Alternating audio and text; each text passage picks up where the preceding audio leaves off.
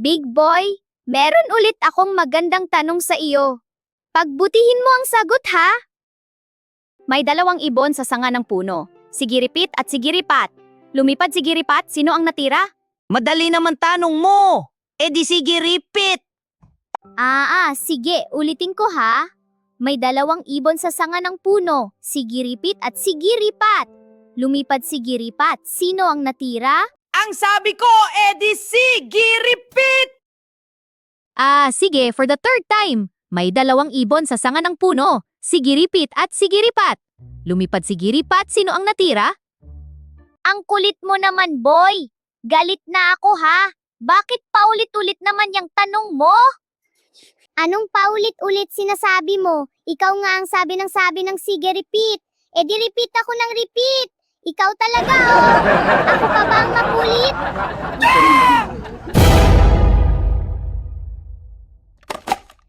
Usapang ibon din lang naman tayo ngayon. Eto pa ang isa, big boy. May 5 ibon sa sanga ng puno. Binaril ko yung isa. Ilan ang natira? Ayan siguradong tama na sagot ko! 4! 4 ang natira! Nabaril na yung isa eh! Siyempre wala na matitira. Ikaw ba naman, binaril na nga yung kasama mo, di ka pa alis? Eh kung ikaw naman ang isunod barilin!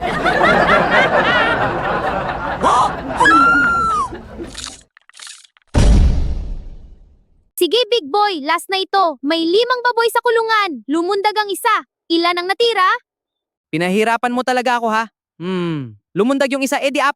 4 ang natira! O di ba tama na ako? Ano ka ba, big boy? 5 pa rin sila. Lumundag lang naman, nasa loob pa rin siya ng kulungan eh.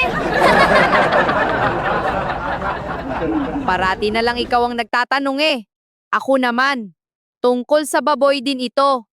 May 5 baboy, namatay ang isa. Ilan ang natira? Ako naman yata pahirapan mo, big boy ah. Pero 4 ang pinaka-logical na sagot sa tanong mo. Tama? Siyempre walang natira. Walang natira kasi nakipaglibing yung 4. I'm so angry. Steam is coming out! My head is shaking so much. I'm gonna blow up! Usapang isda naman tayo, big boy. Meron daw isang dilis lumalangoy, biglang kinain ng bangus. At itong bangus naman daw kinain ng dolphin. Tapos yung dolphin kinain ng balyena. Ang tanong, big boy, ano ang mas malaki sa 4? Siyempre, ang balyena ang mas malaki sa 4. O ano? Tama ako, hindi ba? Hindi po. Siyempre, ang mas malaki sa 4 ay 5.